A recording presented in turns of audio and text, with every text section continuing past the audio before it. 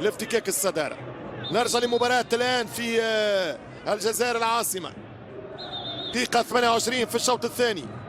3 اتحاد العاصمة، 1 الأخضر الليبي.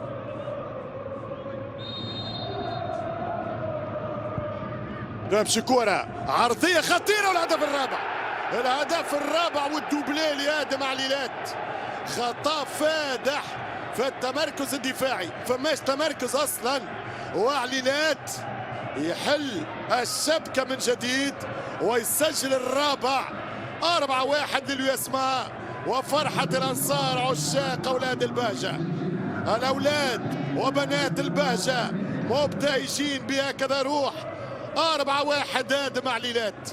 شوف الكرة الثابتة، شوف التمركز، شوف التمركز برشا. الفريق الليبي قبل تقريبا 11-12 هدف في المجموعة. بهكذا دفاع ما تقدرش تطمع انك تتأهل بصراحة.